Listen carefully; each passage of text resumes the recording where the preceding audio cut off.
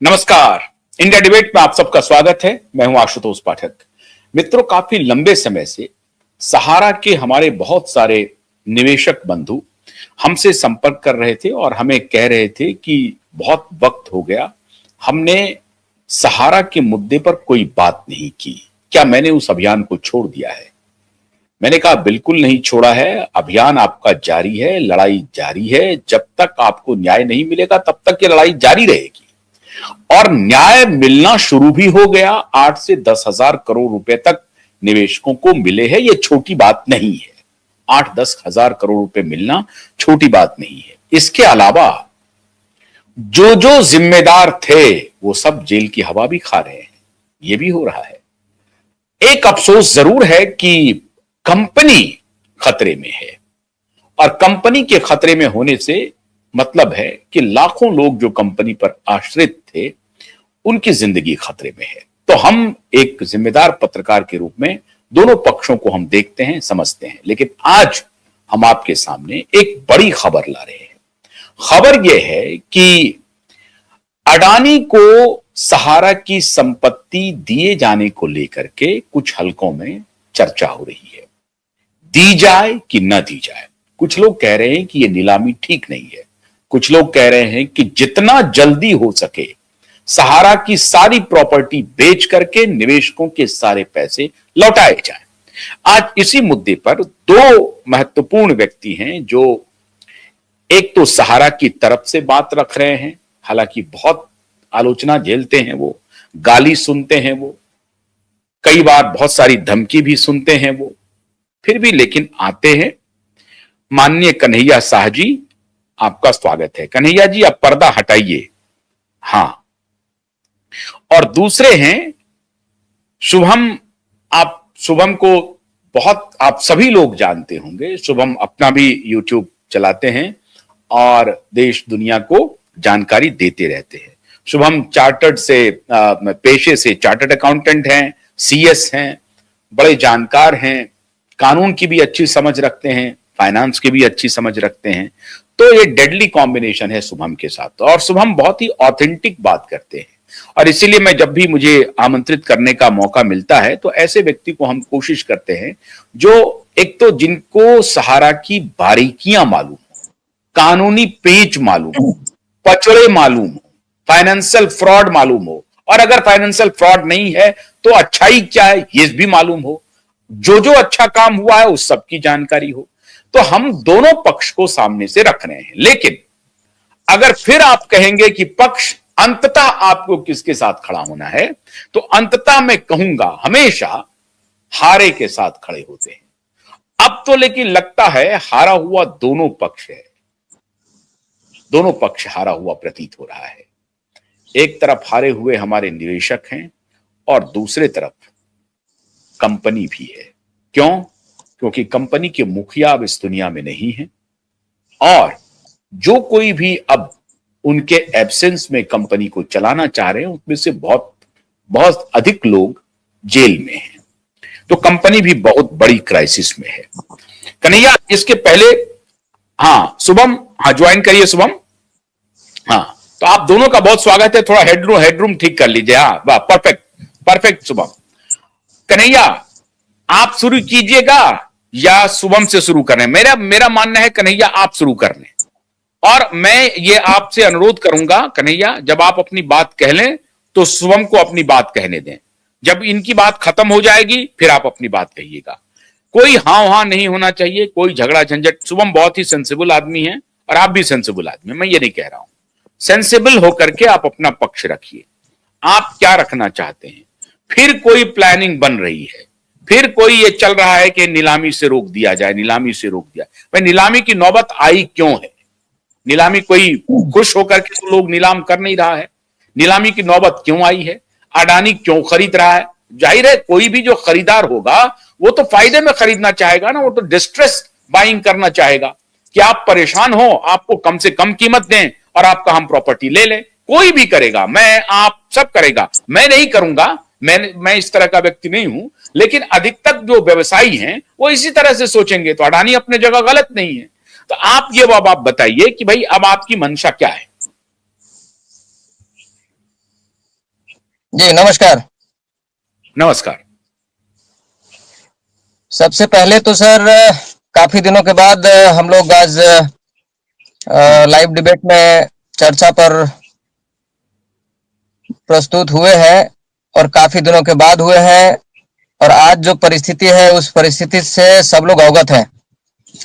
तो आज सहारा की परिस्थिति है उससे किसी से छुपा हुआ नहीं है, वो हर कोई जानता है कि सहारा आज किस परिस्थिति से गुजर रहा है। हम लोग सिर्फ ये चाहते हैं कि सहारा की साम्राज्य को अंत करना ये कोई बुद्धिमानी का काम नहीं है, बल्कि सहारा की साम्राज्य यानी सहारा भी चलता रहे और लोगों का, निवेशकों का या कार्यकर्ताओं का या जितने भी कर्मचारी हैं उनका भी भुगतान हो। तो उस पर हम लोग काम करने के लिए आगे बढ़ रहे थे कि उसी दरमियान ईडी की कार्रवाई हो गई और ईडी को ऐसा लगा कि क्योंकि ओपी श्रीवास्तव साहब सहारा के सबसे वरिष्ठ हैं और क्योंकि सहारा श्री के डेथ के समय, जैसे ही सहारा श्री की डेथ हुई उसके बाद पावर उनको मिला था कुछ दिनों के लिए, तो उसमें कहीं ना कहीं कुछ संशय है, जिसकी वजह से ईडी को ऐसा लगा कि जो 1,80,000 करोड़ या 1,78,000 करोड़, जो भी ईडी को ऐसा लगता है कि ये एक तरह का क्रिमिनल ऑफेंस हुआ है।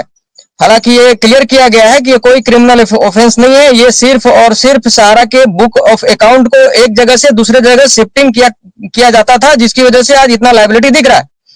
तो उसको हमारे अभिभावक के रूप में आज की डेट में जो श्री ओपी श्रीवास्तव जी है उनको, उनके ऊपर कार्रवाई करके, और अगर ये डील वगैरह हो रही है तो उसके अगेंस्ट में हम लोग जा रहे हैं, दूसरा कुछ नहीं है। हम लोग का सिर्फ इतना ही कहना है कि सहारा भी चलना चाहिए। जो आज अडानी करने जा रही है वो सहारा भी कर सकती है, क्योंकि ये अडानी के साथ सिर्फ 5 प्रॉपर्टी की डील की शुरुआत हुई थी अक्टूबर महीने में। उसके बाद ये अचानक से सभी संपत्तियों की डील हुई। उसमें सहारा के मुख्य अभिभावक जो आज की डेट में है उनका विरोध था कि ये पूरी की पूरी संपत्ति नहीं देना है, सिर्फ 5 प्रॉपर्टियों की ही इनके साथ में डीलिंग चल रही थी, जिससे 9,000 करोड़ सेबी को भी जाता और सहारा के पास भी कुछ आता। लेकिन बाद में 142 का इस्तेमाल करके सहारा को बिल्कुल नेतृत्व विहीन बता करके और जिस तरह का खेला खेला गया है उसका हम लोगों का विरोध है और उसकी हम लोग विरोध कर रहे हैं कि सहारा रहना चाहिए। सहारा के साथ आज 22 लाख लोगों की रोजी रोटी जुड़ी है। उन 22 लाख लोगों के लिए न तो सुप्रीम कोर्ट कभी कुछ बोली है, न सरकार कुछ बोली है, न हमारे जितने भी विरोध पक्ष के लोग हैं वो बोले हैं।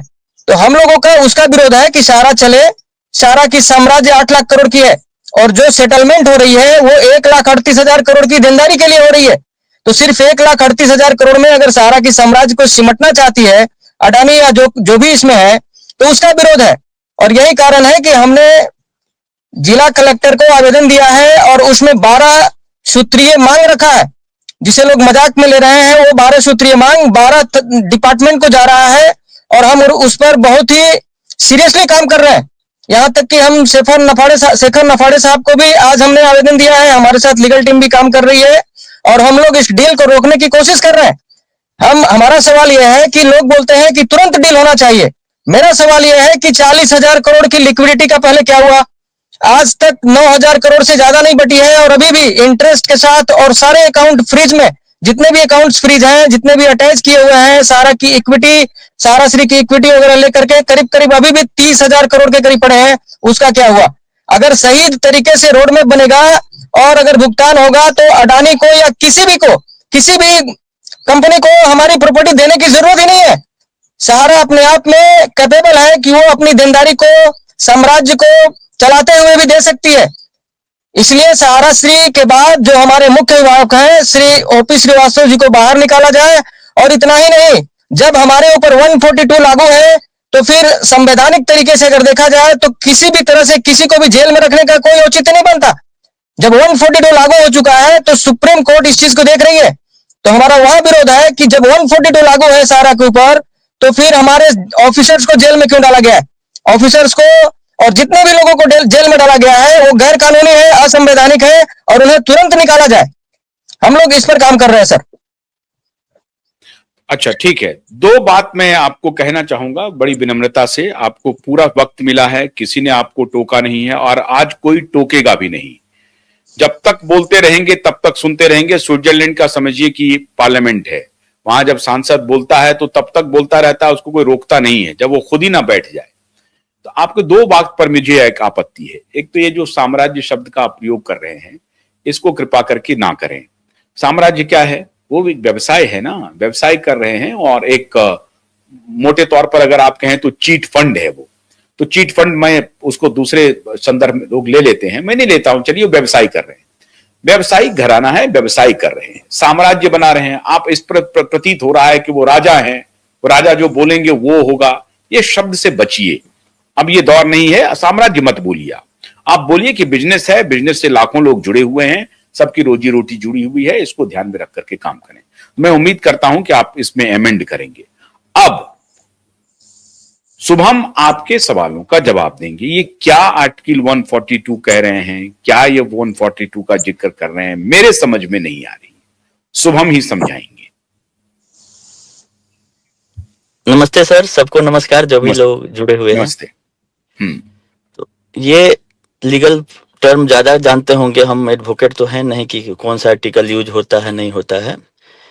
लेकिन ये जो एप्लीकेशन दे रहे हैं तो इनको हम समझा देना चाहते हैं, जो हमको समझदारी है उस हम अपने समझ से बोल रहे हैं कि इधर उधर डीएम के यहाँ इधर पहले तो सहारा में आवेदन वो दिए कि नहीं दिए, जो अपना लेटर सोशल मीडिया पर दे रहे हैं, और वहां पे किसको ये देंगे या कौन सा ऑफिस इसका चालू है, क्योंकि चारों सोसाइटियों का ऑफिस 4 जगह पे है और हेड ऑफिस सहारा शहर पे नगर निगम का कब्जा हो गया है। वो अपना इन्होंने लीज जो किया था वो कैंसिल करके वापस ले लिया है नगर निगम।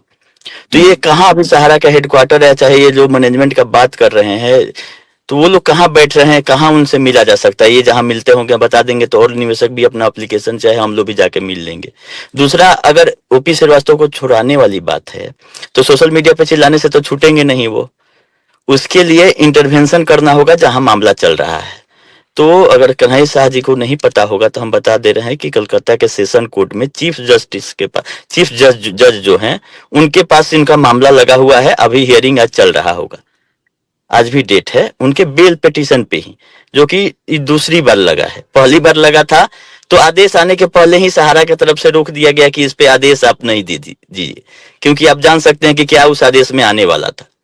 तो पहले ही सहारा की तरफ से ही अपने ही बेल पिटीशन को वापस ले लिया गया कि हम नए सिरे से लगाएंगे, ये वाला पैंतरा नहीं चलेगा। नए पैंतरा है उनका कि हम उनका तबीयत खराब है।